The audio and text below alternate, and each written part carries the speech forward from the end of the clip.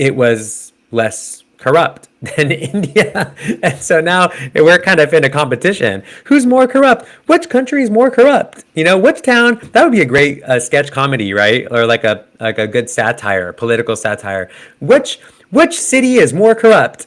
Whose public servants are more corrupt? Come on down, check it out. Who's more corrupt?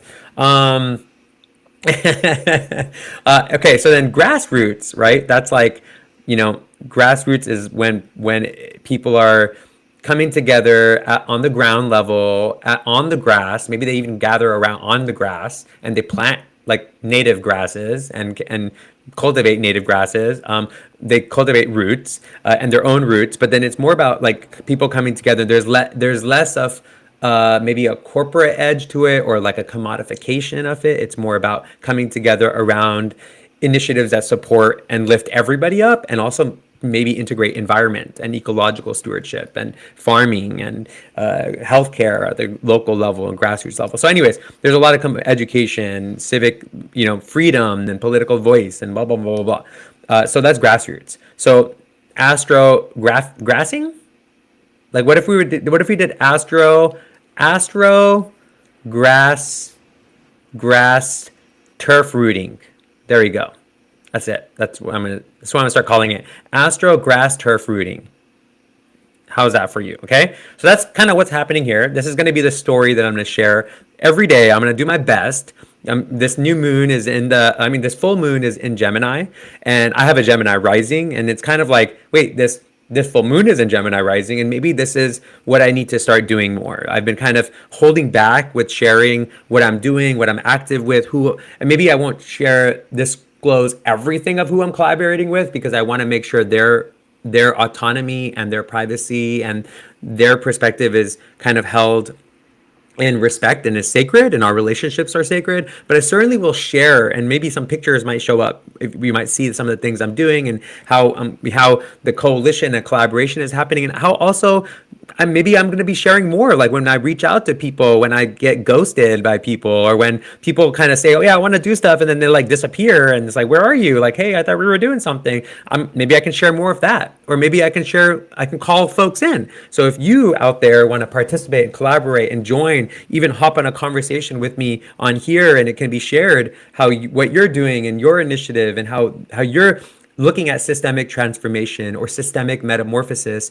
How can we do it together even better? How can we cultivate a culture where we both do the thing that is righteous and truthful and good and beautiful, and at the same time we mitigate and we discern what things are toxic, what things are parasitic, what things take up a lot of our time and space and energy, and it's not necessary. Sometimes there's just parasitic people, or there's parasitic situations, and those are not cultivating actually the transformation and metamorphosis we need. So we need to give more energy and more creativity and more imaginative capital, right? Even our mental capital, our mental space, our focus. How can we focus better on where we want to go, rather than focusing on where we are or what caused where we are, or to blame somebody, right? More of calling in. Beyond that, I definitely do want to share, this aspect of this donut economic snapshot that we've done for the state of California. I do recommend folks have it, when you go to the website, caldec.org, CALDEC.org. When you go there, you'll notice that if you scroll down, there's a link right here. It says California Donut Snapshot and Report on Zenodo. Zenodo is a free, it's basically like a community-centered, free. Here it is, right here. I got the link. It's where a lot of research from academics goes, and it's public access. So it's open source. You don't got to pay for it. You don't got to do all that stuff. So please, I recommend going down here. You can see the report here actually, but you can also download it, right? And I encourage you to go down here, and you can see there's a button for download, right there is a button for download. I really encourage you to download it, because it actually shows up as a number over here, and it really helps us kind of look at on the top. You see right above me right here, it shows up as a number, and we want to keep increasing that to show that this is something that people are looking at and they care about. So when we talk to the governor's office, or we talk to different supervisors and decision makers, general managers and city managers all across the state, we can be like, look at how many people are looking at this. So please share this, download it, check it out, keep it on your phone, like keep it on your iPad, your laptop, like take a look at this report. A lot of energy, a lot of time, a lot of resources went into this. It was a part of this research included reaching out to government organizations, academic organizations, community-based organizations, even tribal organizations, tribal nations, and just really going across the board of finding out what is the holistic report, what is a holistic medical report for the state of California? Like if we were to just be like, hey, how is the health of California, the social health and the ecological health? You know, social health, your social health, and the ecological health, right? And like at the same time, how is that health? You know, when we talk about social health, you know, it literally is like, oh wait, hold on, I'm gonna zoom in here. Boom, boom, boom, boom. When we talk about social health, it's like, all right, how is the water situations for people in California? How is the health situation in California?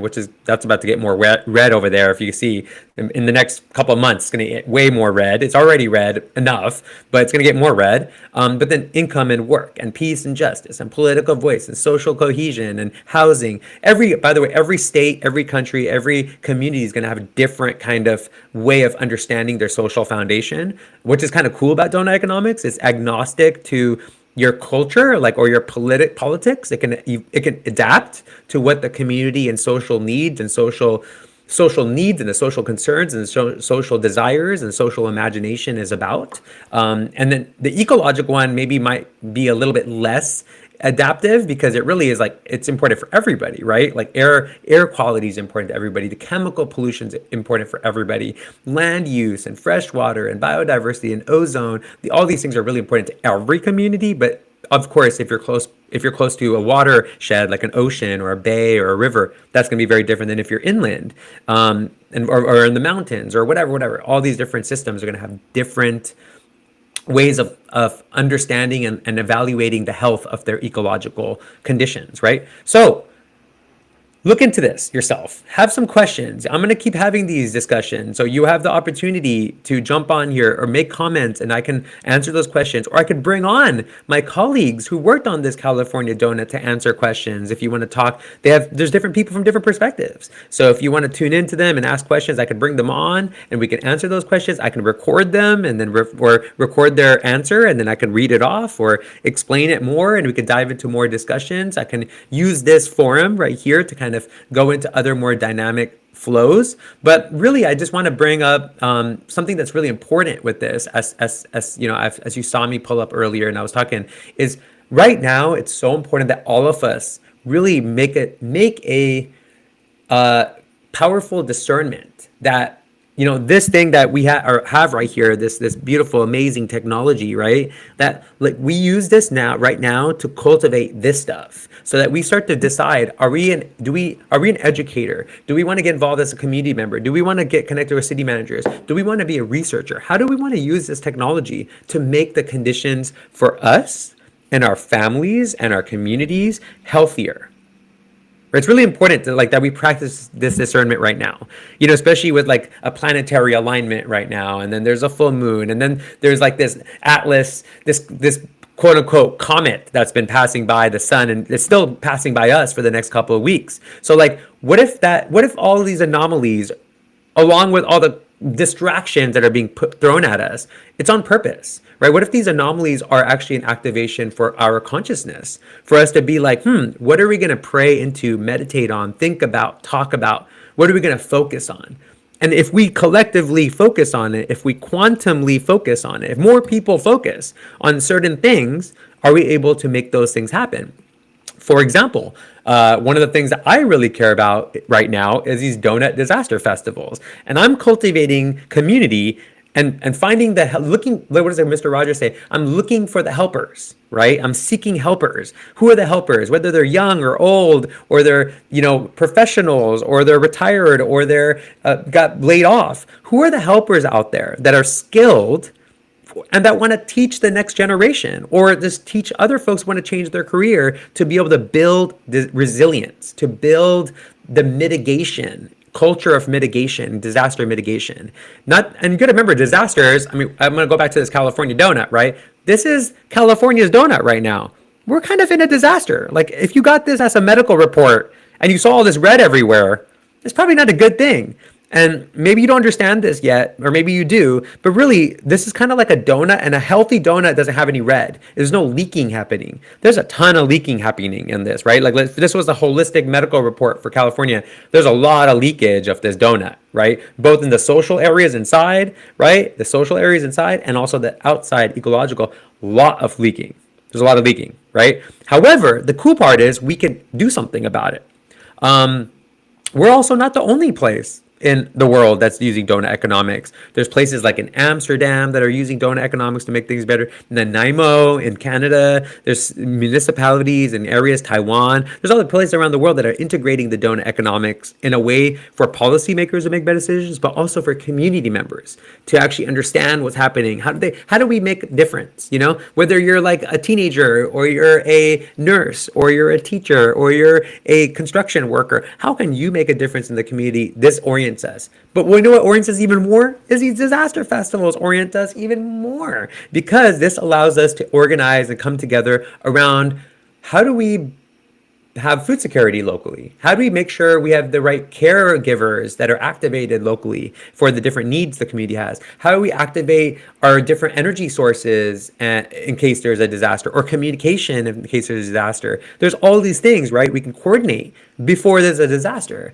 And in some ways, we can also make it fun. Like we can make it a festival. We can make it where we share culture and art, and we talk about grief, and we talk about the grief that we need to deal with right now anyways, right? Like think about what just happened the past 5 years. Have we actually healed from the grief of all the things we've done, all the things we've experienced?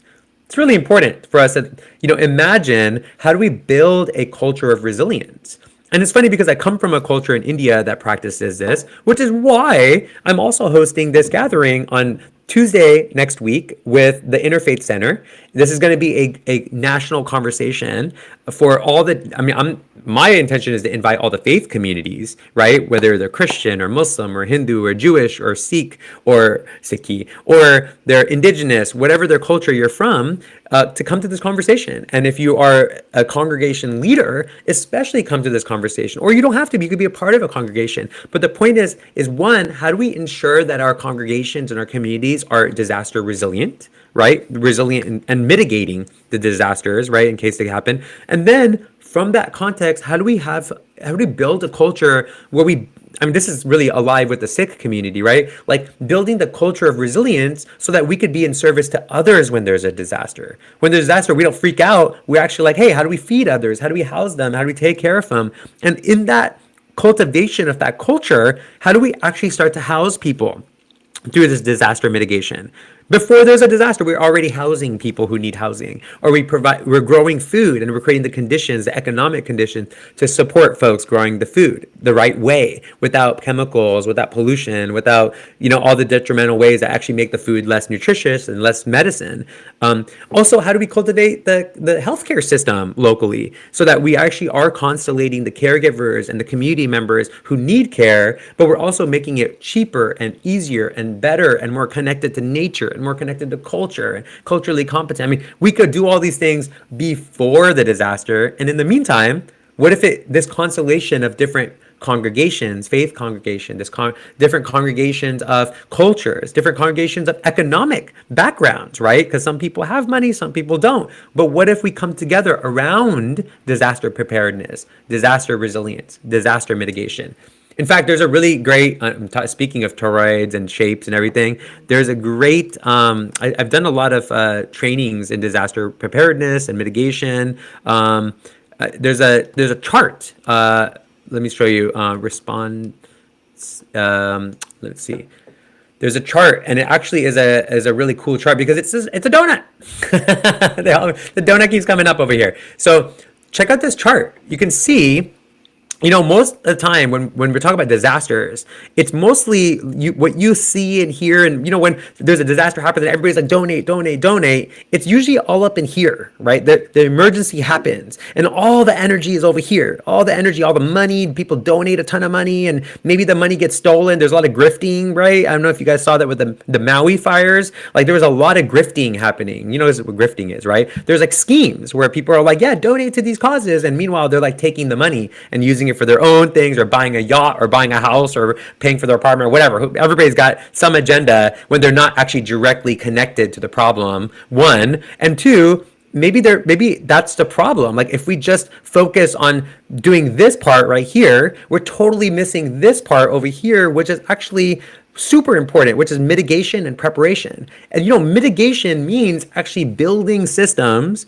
that when there's a disaster, actually everybody's fine and they can support other people. Like let's say there's a flooding disaster, right? A way to mitigate that is planting, what are those called? Mangroves, right? Like where they suck up the water. And there's places around the world that are doing that now. They're planting mangrove forests that actually suck in the water when there's a flood or any flooding or rise of ocean, right? And so that's an action of mitigation. Another action of mitigation is building fireproof hempcrete domes or fireproof adobe domes or adobe homes or zomes or whatever you want to call them, that when there's a fire, the things inside don't burn. It just gets a little bit fired up on the outside, but the inside of the home doesn't get burned. People can actually shelter inside of there. Maybe we can create even air filtration systems in case there's a fire. That's mitigation, right? Another thing of mitigation is connecting and sourcing who are the local retired nurses, who are the local caregivers that are in a town, and maybe they're working at a Kaiser or they're working at some big hospital. But what about they become what if they are already oriented and organized locally so that if there's a disaster, they can actually show up for the seniors and the children and anybody else, the animals that need care. So those are just like the examples of organizing before, not the recovery and not the like emergency situation, but actually organizing around here, the mitigation. So that's the point of this. That's the point of organizing this. This is the second one we're doing. We did some citizen assemblies over the past year or two around disaster resilience and disaster resilience gatherings. But now we've turned to these festivals because it's kind of feels fun to gamify it and make it fun and make it something that everyone of all ages can be a participant and even experience what it means to be a hero, right? It's really important for boys actually to connect to that energy. Maybe not women as much and girls as much, but men, we really need to connect to feeling like we could be a hero. And that might be one of the biggest problems around men's health right now. Men, like older men, I mean men in general, and also younger men and boys, is actually feeling like we can make a difference in the world, feeling like we can have a purpose that's going to make the world better and safer for children and women and elders and each other and us, right? Like a safer world, a just world. It feels kind of hopeless. So actually organizing things like this, making it gamified, actually having actionable tasks on a property that, this is a land that we're rematriating, we're doing food security on this land, environmental education, fire resilience education, cultural education, economic education, all these things are happening at this place. And it can also be a place that cultivates heroes for the communities or caregivers in the community or healers or teachers or builders or any sort of skill that we actually need in our communities for a disaster, before a disaster, after a disaster, in a disaster. We need those skills. Cultivate. How do we create the conditions to cultivate those? All right. Whew.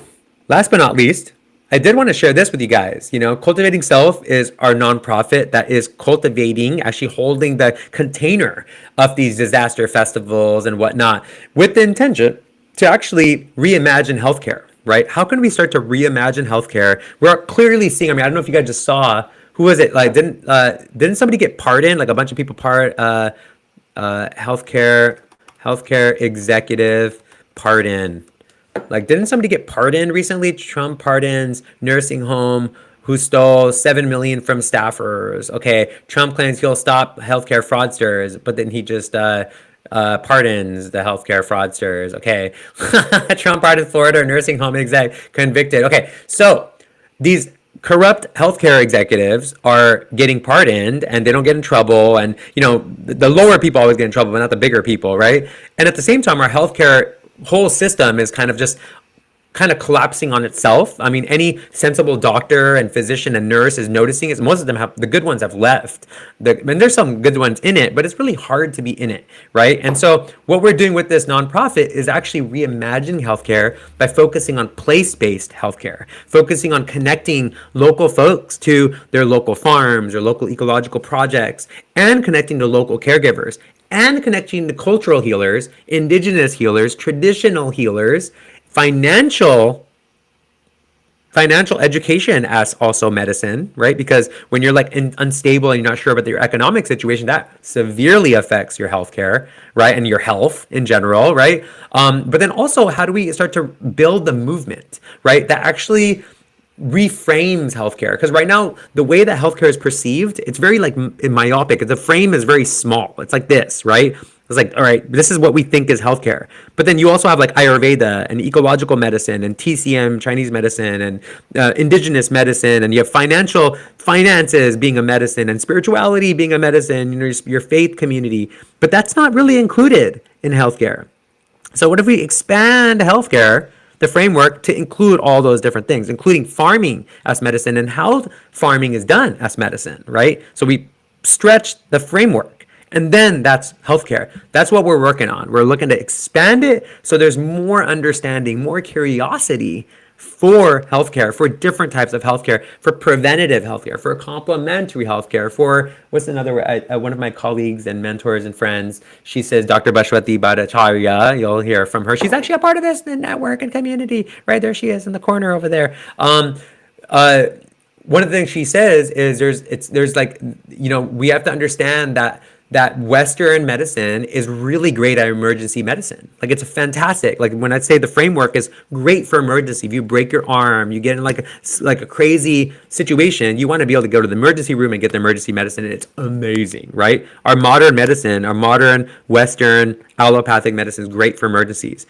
But Eastern, indigenous, ecological medicines are wonderful at preventative medicine and complementary medicine, right? Because what they do is help prevent chronic illness, prevent cancers, prevent all these different things. And then it's like, wait, that'll bring down all these numbers and make healthcare way more amenable. Is that the right word? English is not my first language.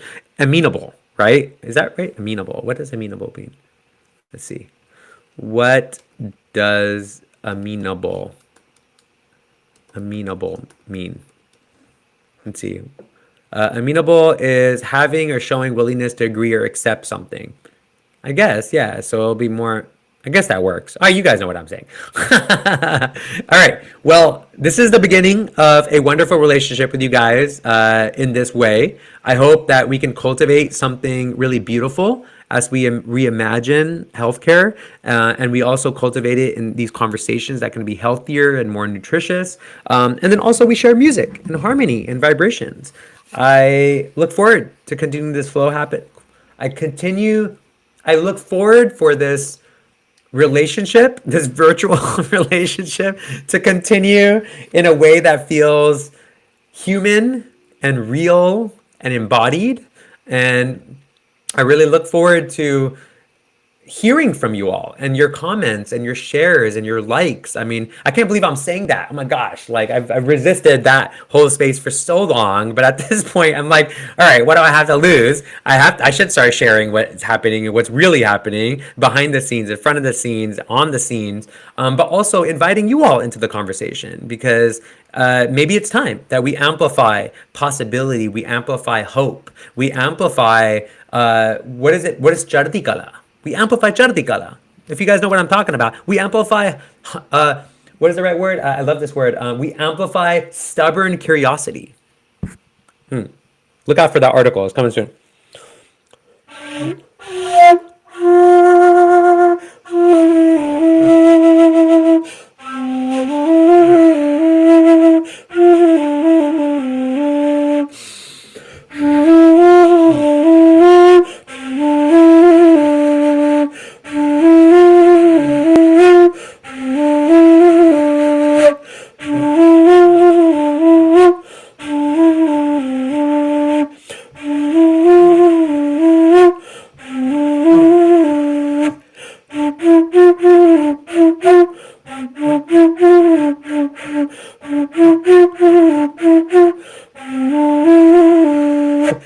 Have